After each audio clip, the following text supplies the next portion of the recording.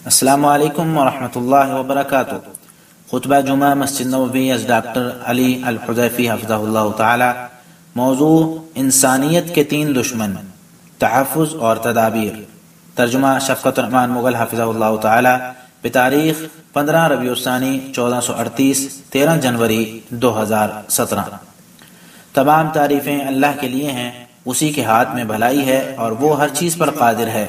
وہ سب کے اعمال کی نگرانی کر رہا ہے اور وہ سب کو اعمال کا پورا بدلہ دے گا۔ وہ کسی پر ذرہ برابر بھی ظلم نہیں کرتا، اور اگر کوئی نیکی ہوئی تو وہ اسے بڑھا دیتا ہے اور اپنی طرف سے اجر عظیم عطا فرماتا ہے۔ سورۃ النساء آیت 40۔ میں اپنے رب کے فضل عظیم پر اسی کی تعریف اور شکر بجا لاتا ہوں۔ میں گواہی دیتا ہوں کہ اللہ کے سوا کوئی عبادت کے لائق نہیں، وہ یکتا ہے، اس کا کوئی شریک نہیں، وہی جاننے والا اور خبر رکھنے والا ہے۔ میں یہ بھی گواہی دیتا ہوں کہ ہمارے نبی جناب محمد صلی اللہ علیہ وسلم اللہ کے بندے اور اس کے رسول ہیں۔ آپ بشیر و نذیر اور سراج منیر ہیں۔ کہ اللہ اپنے بندے اور رسول جناب محمد صلی اللہ علیہ وسلم جنہیں روشن کتاب دے کر بھیجا گیا، ان پر، ان کی آل اور صحابہ کرام پر درود و سلام اور برکتیں نازل فرما، جن کے ذریعے اللہ تعالیٰ نے دین کو غالب فرمایا اور شرک کو ذلیل و رسوا کیا۔ حمد و ثنا کے بعد تقوی الہی اپناؤ، اس کے لیے بڑھ چڑھ کر نیکیاں کرو اور حرام کاموں سے بچو، تو تم اعلیٰ درجات پالو گے، نیز تباہ کن نتائج سے بچ جاؤ گے۔ مسلمانوں، بے شک اللہ تعالیٰ نے تم سے سچا وعدہ کیا ہے، وہ اپنے وعدے کی خلاف ورزی نہیں کرتا اور نہ ہی کوئی اس کے فیصلوں پر نظر ثانی کر سکتا ہے۔ اللہ تعالیٰ نے اپنے فرما بردار بندوں سے دنیا میں اچھی زندگی کا وعدہ فرمایا اور آخرت میں اچھے نتائج کا وعدہ دیا۔ اللہ تعالیٰ ان پر راضی ہوگا اور انہیں سرمدی جنتوں میں دائمی نعمتوں سے نوازے گا۔ انہیں انبیاء کرام اور نیک لوگوں کی رفاقت بھی ملے گی۔ فرمانے باری تعالیٰ ہے، اور اگر بستی والے ایمان لاتے اور تقوی اپناتے تو ہم ان پر آسمان اور زمین سے برکتوں کے دروازے ضرور کھول دیتے۔ سورۃ الاعراف آیت 96۔ ایسے ہی فرمایا، اگر اہل کتاب ایمان لے آتے اور تقوی اختیار کر لیتے تو ہم ان سے ان کے گناہ زائل کر کے انہیں نعمتوں والے باغات میں داخل کر دیتے۔ اور اگر یہ لوگ تورات، انجیل اور دوسری کتابیں ان پر ان کے پروردگار کی طرف سے نازل ہوئی تھیں، ان پر عمل پیرا رہتے تو ان کے اوپر بھی کھانے کو رزق برستا اور پاؤں کے نیچے سے بھی ابلتا۔ سورۃ المائدہ آیت 65-66۔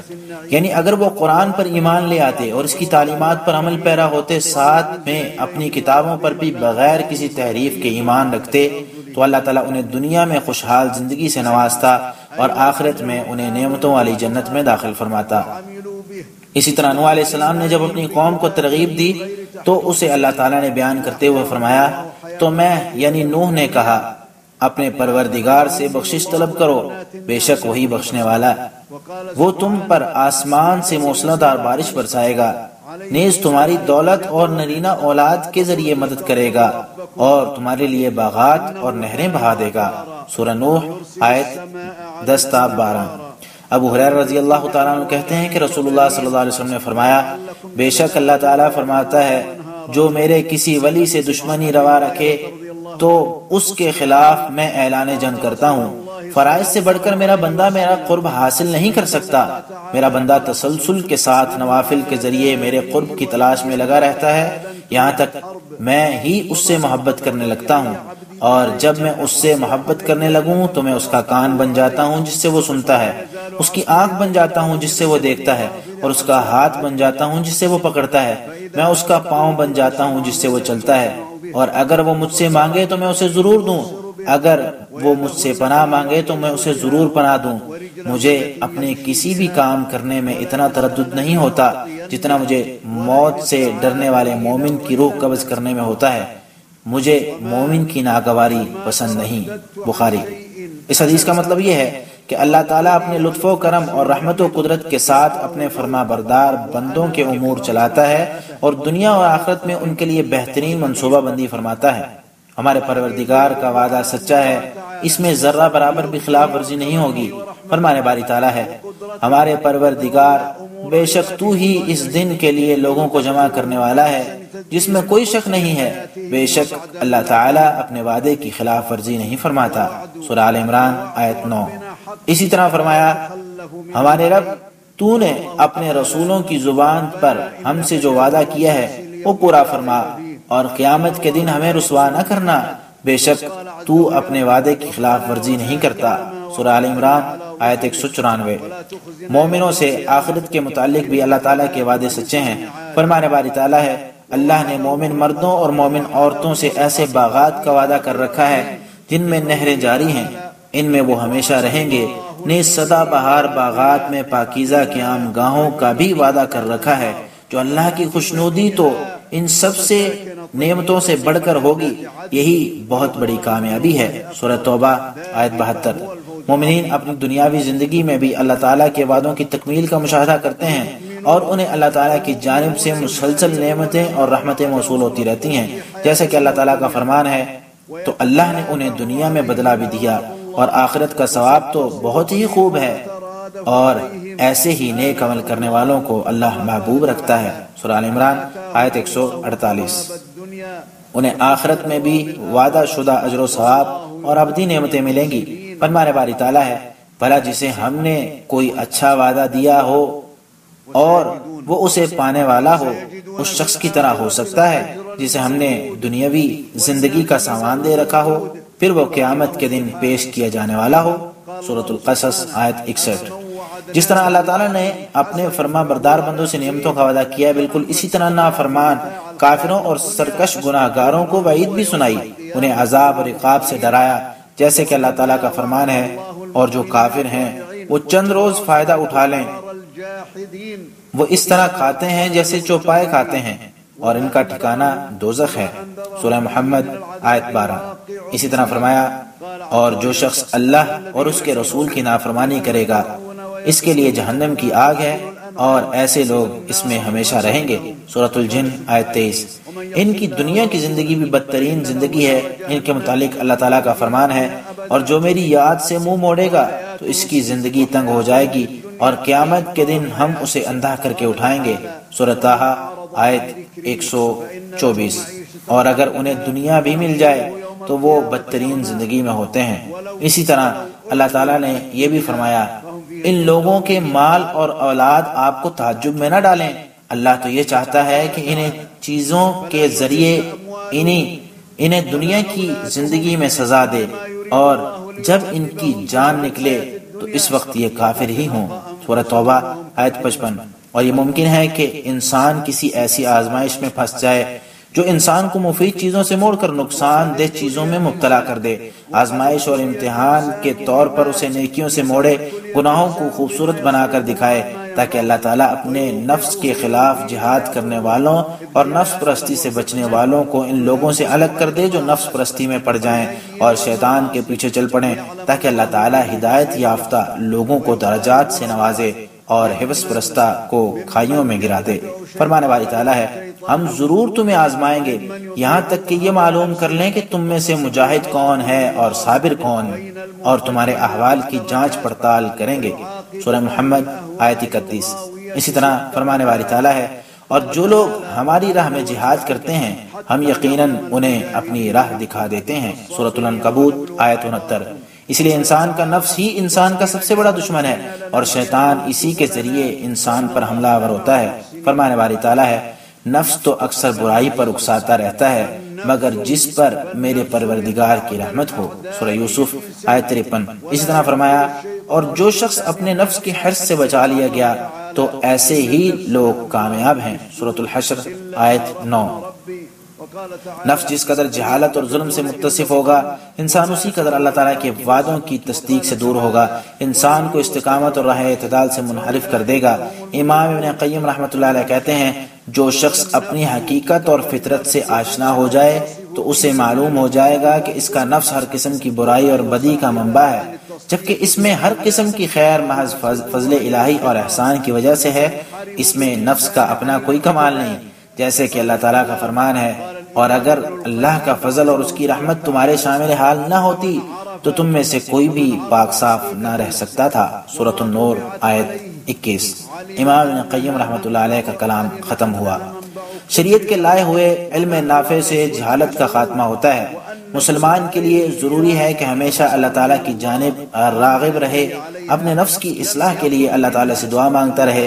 چنانچہ زید بن ارقم رضی اللہ تعالیٰ عنہ کہتے ہیں کہ رسول اللہ صلی اللہ علیہ وسلم فرمایا کرتے تھے، اللہم آت نفسی تقواہا وزکیہا انت خیر من زکاہا انت ولیہا ومولاہا اللهم إني أعوذ بك من علم لا ينفع ومن قلب لا يخشع ومن نفس لا تشبع ومن دعوة لا يستجاب لها۔ یا اللہ میرے نفس کو تقوی عطا فرما اور اس کا تزکیہ فرما، تو ہی اس کا بہترین تزکیہ کرنے والا ہے، تو ہی تزکیہ کر سکتا ہے اور میرے نفس کا مولا ہے۔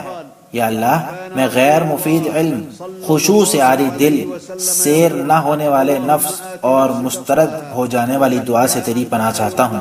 مسلم۔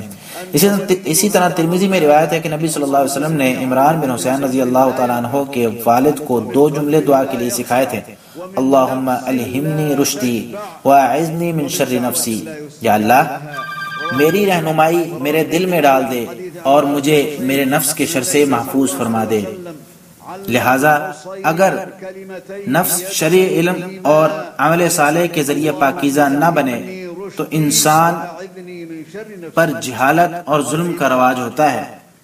نفس حوث کے ساتھ مل کر انسان سے اللہ تعالیٰ کے وعدوں کی تکذیب کرواتا ہے، جس کی بنا پر نفس شہوت پرست بن جاتا ہے اور خسارہ، عذاب، ذلت اور رسوائی کے دلدل میں دھنس جاتا ہے اور دونوں جہانوں میں نامراد ہوتا ہے۔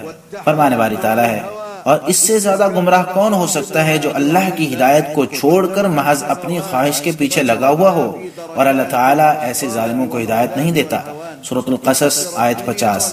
اس کے برعکس اگر نفس کا تزکیہ ہو، علم نافع اور عمل صالح کے ذریعے نفس پاکیزہ ہو جائے تو انسان اللہ تعالیٰ کے وعدوں کو سچا مانتا ہے اور مطمئن ہو کر اپنے پروردگار سے تعلق بناتا ہے۔ اسے موت کے وقت بھی عزت افزائی کی خوشخبری دی جاتی ہے۔ اسی کے متعلق فرمانے والی تعالیٰ ہے، اے اطمینان پانے والی روح اپنے پروردگار کی طرف لوٹ چل، تو اس سے راضی، وہ تجھ سے راضی، میرے بندوں میں داخل ہو جا اور میری جنت میں داخل ہو جا۔ سورۃ الفجر آیت 27 تا 30۔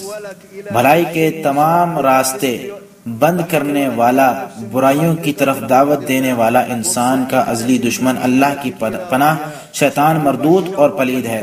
اللہ تعالیٰ نے شیطان کو مکلف لوگوں کے لیے آزمائش بنایا، لہٰذا شیطان کے پیچھے چلنے والا شخص بدترین مقام پر ہوگا اور شیطان کی نافرمانی کرنے والا بلند ترین مقام پر فائز ہوگا۔ شیطان انسان کو گمراہ کر کے لذت اور سرور محسوس کرتا ہے، اسے اللہ تعالیٰ کے وعدوں اور وعیدوں کو جھٹلانے کی دعوت دیتا ہے اور اس کے سامنے حرام چیزوں کو خوبصورت بنا کر پیش کرتا ہے۔ فرائض اور مستحبات سے روکنا شیطان کا مشغلہ ہے۔ وہ انسان کو سبز باغ دکھا کر دھوکہ دیتا ہے اور وسوسے میں ڈال کر اسے گمراہ کر دیتا ہے۔ فرمانے والی تعالیٰ ہے، شیطان یقیناً تمہارا دشمن ہے، لہٰذا اسے دشمن ہی سمجھو۔ وہ تو اپنے پیروکاروں کو صرف اس لیے بلاتا ہے تاکہ وہ دوزخی بن جائیں۔ سورہ فاطر آیت 16۔ اللہ تعالیٰ نے جہنم میں شیطان کا اپنے چیلوں سے خطاب ذکر کرتے ہوئے فرمایا، اور جب تمام امور کا فیصلہ ہو چکا دیا جائے گا تو شیطان کہے گا، اللہ نے تم سے جو وعدہ کیا تھا وہ سچا تھا، اور میں نے بھی تم سے ایک وعدہ کیا تھا جس کی میں نے تم سے خلاف ورزی کی، اور میرا تم پر کچھ زور نہ تھا بجز اس کے کہ میں نے تمہیں اپنی طرف بلایا تو تم نے میری بات مان لی، لہٰذا آج مجھے ملامت نہ کرو بلکہ اپنے آپ کو ہی ملامت کرو۔ آج نہ میں تمہاری فریاد رسی کر سکتا ہوں اور نہ تم میری کر سکتے ہو، اس سے پہلے جو تم مجھے اللہ کا شریک بناتے رہے ہو میں اس کا انکار کرتا ہوں۔ ایسے ظالموں کے لیے یقیناً دردناک عذاب ہے۔ سورہ ابراہیم آیت 22۔ شیطان اولاد آدم کو گمراہ کرنے کے لیے 7 انداز اپناتا ہے۔ نمبر 1، سب سے پہلے شیطان اللہ کی پناہ کفر کی دعوت دیتا ہے۔ اگر انسان پہلے داؤ پر ہی اس کی دعوت قبول کر لے تو شیطان کا ہدف پورا ہو جاتا ہے اور شیطان اسے اپنی رذیل جماعت میں شامل کر لیتا ہے۔ نمبر 2، لیکن اگر انسان اس کی بات نہ مانے تو پھر اسے بدعت کی دعوت دیتا ہے۔ اگر انسان سنت نبوی اور کتاب و سنت پر کارمند رہے، بدعات سے بچ جائے تو نمبر 3، شیطان اسے کبیرہ گناہوں کی دعوت دیتا ہے اور اس کے لیے کبیرہ گناہ خوبصورت بنا کر پیش کرتا ہے، پھر اسے توبہ نہیں کرنے دیتا۔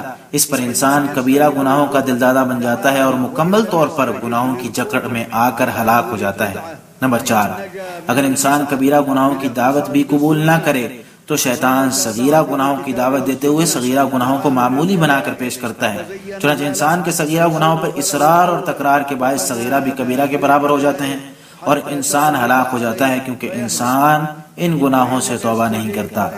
نمبر 5، انسان اگر صغیرہ گناہوں سے بھی بچ جائے تو شیطان مباح چیزوں میں مگن رکھ کر دیگر نیکیوں سے دور رکھتا ہے، اسے مباح چیزوں میں اتنا مشغول کر دیتا ہے کہ آخرت اور نیکیوں کے لیے جدوجہد کا وقت ہی نہیں ملتا۔ نمبر 6، اگر اس داؤ سے بھی انسان بچنے کے لیے تو انسان سے افضل کام چھڑوا کر خیر افضل کام کرواتا ہے تاکہ انسان کے اخروی اجر و ثواب میں کمی واقع ہو، کیونکہ نیکیوں کا ثواب یکساں نہیں ہوتا۔ اور نمبر 7، اگر انسان اس مکاری سے بھی بچنے میں کامیاب ہو جائے تو شیطان اپنا لاؤ لشکر تکلیف دینے کے لیے مومن کے پیچھے لگا دیتا ہے، جو کہ مومن کو انواع و اقسام کی تکلیفیں پہنچاتے ہیں۔ انسان ہمیشہ شیطان کے شر سے تحفظ اور نجات کے لیے اللہ تعالیٰ کی پناہ مانگے، دائمی طور پر اللہ تعالیٰ کا ذکر کرے، نماز باجماعت کا اہتمام کرے۔ یہ اعمال شیطان سے تحفظ کے لیے قلعہ، جائے پناہ، حرز جاں کا مقام رکھتے ہیں۔ اسی طرح اللہ تعالیٰ پر توکل اور شیطان کے خلاف دائمی جدوجہد، اسی طرح ظلم سے اجتناب بھی باعث نجات اعمال ہیں۔ فرمان باری تعالیٰ ہے، پھر اگر کسی وقت تمہیں کوئی شیطانی وسوسہ آنے لگے تو اللہ کی پناہ مانگو، وہ سب کچھ سننے والا اور جاننے والا ہے۔ سورہ فصلت آیت 36۔ راہ حق، استقامت اور نیکی کے راستے میں یہ عمل بھی رکاوٹ بن سکتا ہے کہ دنیا سے محبت اور آخرت کے مقابلے میں دنیا پر راضی ہو جائیں، دنیا داری میں حلال و حرام کا فرق مٹا دیں، دنیا میں اتنے مگن ہو جائیں کہ آخرت بھول جائیں۔ فرمانے والی تعالیٰ ہے، جو لوگ ہم سے ملاقات کی توقع نہیں رکھتے اور دنیا کی زندگی پر ہی راضی اور مطمئن ہو گئے ہیں، وہ لوگ جو ہماری قدرت کے نشانوں سے غافل ہیں، یہی لوگ ہیں ان کے کرتوتوں کی وجہ سے ان کا ٹھکانہ آگ ہے۔ سورہ یونس آیت 7 تا 8۔ اسی طرح فرمایا، کیا تم آخرت کے مقابلے میں دنیاوی زندگی پر راضی ہو گئے ہو؟ دنیا کی زندگی تو آخرت کے مقابلے میں معمولی ترین ہے۔ سورہ توبہ آیت 38۔ حقیقت میں دنیا بھی انسان کی دشمن ہے، یہی وجہ ہے کہ جب انسان کے دل پر دنیا کی محبت غالب ہو جائے تو انسان دنیا داری میں مشغول ہو جاتا ہے اور آخرت کے لیے کوئی کام نہیں کرتا اور تباہ ہو جاتا ہے۔ اس دھرتی کے اکثر لوگ دنیا کو ہی ترجیح دیتے ہیں۔ فرمانے والی تعالیٰ ہے، بلکہ تم دنیاوی زندگی کو ترجیح دیتے ہو، حالانکہ آخرت کی زندگی بہتر اور باقی رہنے والی ہے۔ سورۃ الاعلیٰ آیت 16 تا 17۔ اسی طرح فرمانے والی تعالیٰ ہے، اور کافروں کے لیے سخت عذاب کی وجہ سے تباہی ہے، جو آخرت کے مقابلے میں دنیا کی زندگی کو پسند کرتے ہیں اور اللہ کی راہ سے روکتے اور اس میں اپنی خواہشوں کے مطابق ٹیڑھ پن پیدا کرتے ہیں، یہی لوگ گمراہی میں دور تک نکل گئے ہیں۔ سورہ ابراہیم آیت 2 تا 3۔ دنیا کے شر و ضرر سے نجات اور بچاؤ ایسے طریقے سے دنیا کمانے پر ملے گا جو کہ شرعی طور پر جائز ہو، اور اللہ تعالیٰ کی طرف سے حلال کردہ چیزوں کو بغیر اسراف اور فضول خرچی کے استعمال کریں۔ اللہ تعالیٰ کی مخلوق پر تکبر اور گھمنڈ مت کریں، ان پر نخوت اور غرور نہ جمائیں، اپنی قوت کے بل بوتے پر حقوق العباد پامال مت کریں۔ یہ بات جاننا بہت ضروری ہے کہ دنیا فانی اور دھوکے والی ہے، یہاں حالات تہو بالا ہوتے رہتے ہیں۔ اگر یہ حقیقت ہمیشہ یاد رہے تو اس کی وجہ سے دلوں کی اصلاح ہوتی رہتی ہے، جیسا کہ مستورد فہری رضی اللہ تعالیٰ عنہ کہتے ہیں کہ آپ صلی اللہ علیہ وسلم نے فرمایا، آخرت کے مقابلے میں دنیا صرف اتنی سی ہے کہ تم میں سے کوئی اپنی انگلی سمندر میں ڈالے اور دیکھے کہ انگلی میں کتنا سا پانی آتا ہے۔ مسند احمد، ترمذی، ابن ماجہ اور ابن حبان نے اسے روایت کیا ہے۔ انسان کو ہمیشہ دنیا کے شر اور انجام بد سے چوکنا رہنا چاہیے، اور یہ بات کبھی ذہن میں نہ آئے کہ تمہیں یہ دنیا تمہارے علم یا کسی خوبی کی وجہ سے ملی ہے۔ جیسے قارون نے اسی طرح کا دھوکہ کھایا تو اس کا نتیجہ کیا ہوا وہ آپ کو معلوم ہے۔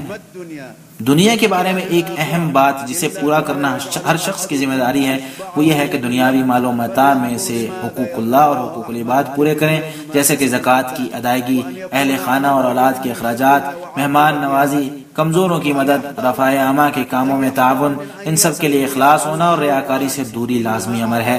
ان کاموں کے بدلے میں شہرت، ناموری، کلمات تشکر کچھ بھی مطلوب نہ ہو، کیونکہ ریاکاری سے عمل برباد ہو جاتا ہے۔ بڑے بڑے صحابہ کرام بھی دولت مند تھے، لیکن اس کے باوجود وہ دنیا سے انتہائی بے رغبت تھے۔ ابو سلیمان کے مطابق عثمان اور عبد الرحمن بن عوف رضی اللہ تعالی عنہ کی اس دھرتی پر اللہ تعالیٰ کی خزانچیوں میں سے خزانچی تھے، وہ اللہ تعالیٰ کی اطاعت میں خرچ کرتے اور اللہ تعالیٰ کا ان کے ساتھ گہرا دلی تعلق تھا، ان کا اللہ تعالیٰ کے ساتھ گہرا دلی تعلق تھا۔ ایک حدیث میں ہے کہ دنیا سے بے نیاز ہو جاؤ، اللہ تعالیٰ تم سے محبت کرے گا، اور لوگوں کے پاس جو کچھ ہے اس سے بے نیاز ہو جاؤ تو لوگ تم سے محبت کریں گے۔ ابن ماجہ نے اسے سہل بن سعد رضی اللہ تعالیٰ عنہ سے روایت کیا ہے۔ لوگوں کے مال سے بے نیاز ہونے کا مطلب یہ ہے کہ لوگوں پر لوٹ مار نہ کرنے اور نہ ہی ان کے حقوق غصب کر کے ان پر ظلم ڈھائے، ان کو حاصل نعمتوں کے زائل ہونے کی تمنا نہ کرے، لوگوں کی دولت پر لالچ بھری آنکھوں سے مت دیکھے اور اس کے لیے دست درازی مت کرے۔ سب سے زیادہ قابل ستائش زہد یہ ہے کہ دنیا میں تکبر نہ کرے۔ اس کے بارے میں اللہ تعالیٰ کا فرمان یہ ہے، یہ آخرت کا گھر ہے، تو ہم نے ان لوگوں کے لیے مخصوص کر دیا ہے جو زمین میں بڑائی یا فساد نہیں چاہتے، اور بہتر انجام تو پرہیزگاروں کے لیے ہے۔ سورۃ القصص آیت 83۔ اللہ تعالیٰ میرے اور آپ سب کے لیے قرآن کریم کو خیر و برکت والا بنائے، مجھے اور آپ سب کو اس کی آیات سے مستفید ہونے کی توفیق دے، اور ہمیں سید المرسلین صلی اللہ علیہ وسلم کی سیرت و ٹھوس احکامات پر چلنے کی توفیق دے۔ میں اپنی بات کو اسی پر ختم کرتے ہوئے اللہ تعالیٰ سے اپنے اور تمام مسلمانوں کے گناہوں کی بخشش چاہتا ہوں، تم بھی اسی سے اپنے گناہوں کی بخشش مانگو۔ دوسرا خطبہ۔ تمام تعریفیں اللہ کے لیے ہیں، وہی میرا پروردگار ہے، دنیا اور آخرت دونوں جہانوں میں اسی کے لیے تعریفیں ہیں، اس کے اچھے اچھے نام ہیں۔ میں گواہی دیتا ہوں کہ اللہ کے علاوہ کوئی معبود برحق نہیں، وہ اکیلا ہے، اس کا کوئی شریک نہیں۔ ہم اس کی بلند و بالا صفات کے ذریعے اسی کی ثنا خوانی کرتے ہیں، اور میں یہ بھی گواہی دیتا ہوں کہ ہمارے نبی اور سرور محمد صلی اللہ علیہ وسلم اس کے بندے اور چنیدہ رسول ہیں۔ یا اللہ اپنے بندے اور رسول محمد، ان کی آل اور متقی صحابہ کرام پر رحمت، سلامتی اور برکتیں نازل فرما۔ حمد و صلاح کے بعد کما حق ہو تقوی اختیار کرو اور مضبوط دین کو اچھی طرح تھام لو۔ اللہ کے بندو، اللہ تعالیٰ کا فرمان ہے، لوگو اللہ کا وعدہ سچا ہے، لہٰذا تمہیں دنیا کی زندگی دھوکے میں نہ ڈال دے، اور نہ ہی اللہ کے بارے میں دھوکہ باز یعنی شیطان تمہیں دھوکہ دینے پائے۔ سورہ فاطر آیت 5۔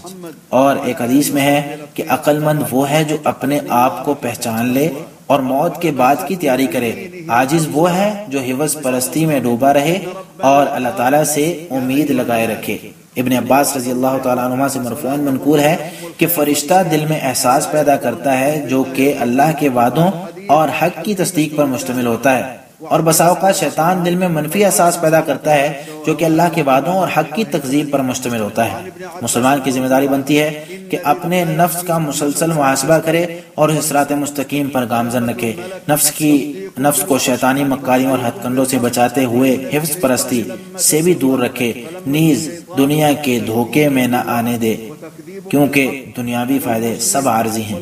اللہ کے بندو، یقیناً اللہ اور اس کے فرشتے نبی پر درود بھیجتے ہیں، اے ایمان والو تم بھی ان پر درود و سلام پڑھا کرو۔ سورۃ الاحزاب آیت 56۔ اور آپ صلی اللہ علیہ وسلم کا فرمان ہے، جو شخص مجھ پر ایک بار درود پڑھے اللہ تعالیٰ اس پر 10 رحمتیں نازل فرمائے گا۔ اس لیے سید الاولین والآخرین اور امام المرسلین پر درود و سلام پڑھو۔ اللہم صلی علی محمد وعلی آل محمد کما صلیت علی ابراہیم وعلی آل ابراہیم انک حمید مجید۔ اللہم بارک علی محمد وعلی آل محمد کما بارکت علی ابراہیم وعلی آل ابراہیم انک حمید مجید وسلم تسلیما کثیرا۔ یا اللہ تمام صحابہ کرام سے راضی ہو جا، یا اللہ ہدایت یافتہ خلفائے راشدین ابو بکر عمر عثمان علی اور تمام صحابہ کرام سے راضی ہو جا، تابعین کرام اور قیامت تک ان کے نقش قدم پر چلنے والے تمام صحابہ کرام سے راضی ہو جا، تمام لوگوں سے راضی ہو جا۔ یا اللہ ان کے ساتھ ساتھ اپنی رحمت و کرم اور جود و سخا کے صدقے ہم سے بھی راضی ہو جا یا رب العالمین۔ یا اللہ اسلام اور مسلمانوں کو غلبہ نصیب فرما، یا اللہ کفر اور کافروں کو ذلیل و رسوا فرما، یا اللہ شرک اور مشرکوں کو ذلیل و رسوا فرما، یا اللہ بدعات کو رسوا فرما، یا اللہ بدعات کو رسوا فرما، یا اللہ رسول اللہ صلی اللہ علیہ وسلم کے دین سے متصادم بدعات کو قیامت تک کے لیے ذلیل و رسوا فرما، یا اللہ بدعات کو رسوا فرما دے، کسی بھی اعتبار سے ان کا بول بالا نہ ہونے دے یا رب العالمین۔ یا اللہ تجھ سے اور تیرے نبی صلی اللہ علیہ وسلم سے عداوت رکھنے والے بدعتی لوگوں میں پھوٹ ڈال دے، یا اللہ انہیں روز قیامت تک کے لیے ذلیل و رسوا فرما دے یا ذی الجلال والاکرام یا شدید العقاب یا سریع الحساب۔ یا اللہ ہم تجھ سے ہدایت، تقوی، عفت اور تمغری کا سوال کرتے ہیں۔ یا اللہ تمام معاملات کا انجام ہمارے لیے بہتر فرما اور ہمیں دنیاوی رسوائی اور اخروی عذاب سے محفوظ فرما۔ یا اللہ تمام مسلمان فوت شدگان کی مغفرت فرما، یا اللہ تمام مسلمان فوت شدگان کی مغفرت فرما۔ یا اللہ ان کی قبروں کو منور اور کشادہ فرما۔ یا رب العالمین بے شک تو ہر چیز پر قادر ہے۔ یا اللہ ان کی حسنات میں اضافہ فرما، ان کی خطاؤں کو معاف فرما۔ یا اللہ تو ہمارے اگلے پچھلے خفیہ اعلانیہ اور جنہیں تو ہم سے بہتر جانتا ہے سب گناہ معاف فرما دے۔ تو ہی ترقی اور تنزلی دینے والا ہے، تیرے سوا کوئی معبود نہیں ہے۔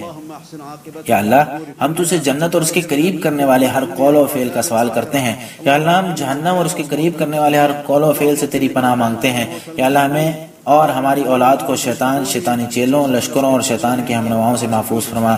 یا رب العالمین یا اللہ ہمیں اور ہماری اولاد کو شیطانی چیلوں، لشکروں اور شیطان کے ہمنواؤں سے محفوظ فرما، بے شک تو ہر چیز پر قادر ہے۔ یا اللہ ہمیں ہمارے نفسوں اور بدعمالیوں کے شر سے محفوظ فرما۔ یا اللہ تمام مسلمانوں کو ان کے نفسوں اور بدعمالیوں کے شر سے محفوظ فرما۔ یا اللہ یا ذی الجلال والاکرام یا ارحم الراحمین ہم تجھ سے جنت اور اس کے قریب کرنے والے ہر قول و فعل کا سوال کرتے ہیں۔ یا اللہ ہم جہنم اور اس کے قریب کرنے والے ہر قول و فعل سے تیری پناہ چاہتے ہیں۔ یا اللہ خادم حرمین شریفین کو تیری مرضی کے مطابق کام کرنے کی توفیق عطا فرما۔ یا اللہ تیری مرضی کے مطابق توفیق عطا فرما۔ یا اللہ ان کی تمام تر کاوشیں تیری رضا کے لیے مختص فرما۔ یا رب العالمین یا اللہ ان کی ہر چیز کام، ہر اچھے کام کے لیے مدد فرما۔ یا اللہ ان کے ذریعے اپنے دین کو غالب فرما۔ یا اللہ یا رب العالمین انہیں صحت و عافیت سے نواز، بے شک تو ہر چیز پر قادر ہے۔ یا اللہ ان کے دونوں نائبوں کو تیری مرضی اور تیری رہنمائی کے مطابق ایسے کام کرنے کی توفیق عطا فرما جن میں اسلام اور مسلمانوں کی بھلائی ہو۔ یا اللہ ہماری سرحدوں کو محفوظ فرما، ہماری سرزمین کی حفاظت فرما یا رب العالمین یا ذی الجلال والاکرام۔ یا اللہ ہمارے فوجیوں کی حفاظت فرما، یا اللہ انہیں صحیح سلامت یا صحیح سمت میں گامزن فرما، بے شک تو ہر چیز پر قادر ہے۔ یا اللہ مسلمانوں میں الفت ڈال دے، یا اللہ فتنوں کا خاتمہ فرما دے، یا اللہ مسلم خطوں میں بپا فتنوں کا خاتمہ فرما دے۔ یا اللہ ہم تجھ سے سوال کرتے ہیں کہ مسلمانوں کی شام میں مدد فرما۔ یا اللہ ظالموں کے خلاف ان کی مدد فرما، یا اللہ ظالموں پر اپنی پکڑ نازل فرما۔ یا اللہ ظالموں پر اپنی پکڑ نازل فرما، یا اللہ ظالموں پر اپنی پکڑ، عذاب اور غضب نازل فرما یا رب العالمین۔ یا اللہ شام میں مسلمانوں پر ظلم کرنے والوں پر اپنی پکڑ نازل فرما۔ اسی طرح پوری دنیا میں کہیں بھی مسلمانوں پر ان کے دین کی وجہ سے ظلم ڈھانے والوں پر اپنی پکڑ نازل فرما، بے شک تو ہر چیز پر قادر ہے۔ یا اللہ اپنی رحمت کے صدقے ہم تجھ سے اور تیرے نبی صلی اللہ علیہ وسلم سے عداوت رکھنے والے بدعتی لوگوں کی اجتماعیت توڑ دے۔ یا اللہ یا ذی الجلال والاکرام یمن کے فتنے کا خاتمہ فرما دے۔ یا اللہ یمن کے فتنے کا خاتمہ فرما دے جس میں اسلام کی بالادستی ہو۔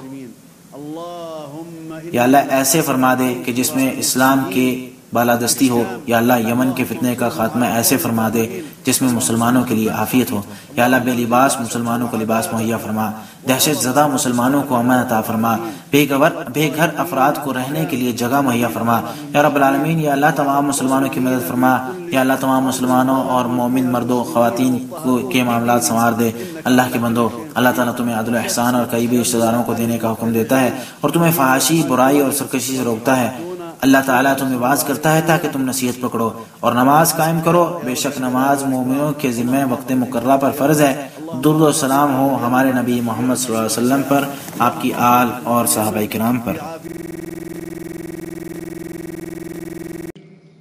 عباد الله إن الله وملائكته يصلون على النبي يا أيها الذين آمنوا صلوا عليه وسلموا تسليما وقد قال صلى الله عليه وسلم من صلى علي صلاة واحدة صلى الله عليه بها عشرا وصلوا وسلموا على سيد الأولين وإمام المرسلين اللهم صل على محمد وعلى آل محمد كما صليت على إبراهيم وعلى آل إبراهيم إنك حميد مجيد اللهم بارك على محمد وعلى آل محمد كما باركت على إبراهيم وعلى آل إبراهيم إنك حميد مجيد وسلم تسليما كثيرا اللهم وارض عن الصحابة أجمعين وعن الخلفاء الراشدين الأئمة المهديين أبي بكر وعمر وعثمان وعلي وعن بقية الصحابة أجمعين اللهم وارض عن التابعين ومن تبعهم بإحسان إلى يوم الدين اللهم وارض عنا معهم بمنك وكرمك ورحمتك وجودك يا رب العالمين اللهم أعز الإسلام والمسلمين وأذل الكفر والكافرين وأذل الشرك والمشركين اللهم أذل البدع التي تضاد دينك الذي أرسلت به نبيك محمد صلى الله عليه وسلم اللهم أذل البدع إلى يوم الدين اللهم أذلها ولا ترفع لها راية يا رب العالمين وشتت شمل المبتدعين الذين يحادونك ويحادون رسولك صلى الله عليه وسلم اللهم أذلهم إلى يوم الدين يا ذا الجلال والإكرام، يا شديد العقاب، يا سريع الحساب. اللهم إنا نسألك الهدى والتقى والعفاف والغنى.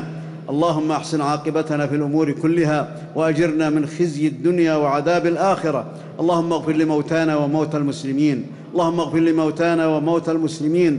اللهم نور لهم في قبورهم وافسح لهم في قبورهم يا رب العالمين، إنك على كل شيء قدير. ضاعف حسناتهم وتجاوز عن سيئاتهم. ربنا اغفر لنا ما قدمنا وما أخرنا وما أسررنا وما أعلنا وما أنت أعلم به منا. أنت المقدم وأنت المؤخر، لا إله إلا أنت. اللهم إنا نسألك الجنة وما قرب إليها من قول أو عمل، ونعوذ بك من النار وما قرب إليها من قول أو عمل. اللهم أعدنا وأعد ذرياتنا من إبليس وذريته وشياطينه وجنوده وأوليائه يا رب العالمين. اللهم أعد المسلمين من إبليس وشياطينه، إنك على كل شيء قدير. اللهم أعذنا من شرور أنفسنا ومن سيئات أعمالنا. اللهم أعذ المسلمين من شرور أنفسهم وسيئات أعمالهم. اللهم إنا نسألك يا ذا الجلال والإكرام، نسألك يا أرحم الراحمين الجنة وما قرب إليها من قول وعمل، ونعوذ بك من النار وما قرب إليها من قول وعمل. اللهم وفق خادم الحرمين الشريفين لما تحب وترضى. اللهم وفقه لهداك واجعل عمله في رضاك يا رب العالمين. اللهم أعنه على كل خير. اللهم وانصر به دينك يا رب العالمين. اللهم ارزقه الصحة والعافية، إنك على كل شيء قدير. اللهم وفق نائبيه لما تحب وترضى ولما فيه الخير للإسلام والمسلمين. اللهم احفظ حدودنا واحفظ أرضنا يا رب العالمين يا ذا الجلال والإكرام. اللهم واحفظ جنودنا، اللهم وسددهم، إنك على كل شيء قدير. اللهم ألف بين قلوب المسلمين. اللهم أطفئ الفتن التي اشتعلت في بلاد المسلمين. اللهم إنا نسألك أن تنصر المسلمين في الشام. اللهم انصرهم على القوم الظالمين. اللهم انزل بأسك وعذابك وغضبك وسخطك يا رب العالمين على الظالمين في الشام الذين ظلموا المسلمين، وعلى الظالمين في كل أرض ظلموا فيها المسلمين واضطهدوهم في دينهم، إنك على كل شيء قدير. وشتت شمل المبتدعين الذين يحادونك ويحادون رسولك صلى الله عليه وسلم برحمتك يا رب الجلال والإكرام. اللهم أطفئ فتنة اليمن في عز للإسلام. اللهم أطفئ فتنة اليمن في عافية للإسلام والمسلمين يا رب العالمين. اللهم اكسو عاري المسلمين وأمن خائفهم وآوي مشردهم يا رب العالمين. اللهم كل المسلمين، اللهم تول أمر كل مؤمن ومؤمنة وأمر كل مسلم ومسلمة. عباد الله، إن الله يأمر بالعدل والإحسان وإيتاء ذي القربى وينهى عن الفحشاء والمنكر والبغي يعظكم لعلكم تذكرون. إن الله يأمر بالعدل وأقم الصلاة إن الصلاة كانت على المؤمنين كتابا موقوتا. وصلى الله على نبينا محمد وعلى آله وصحبه أجمعين.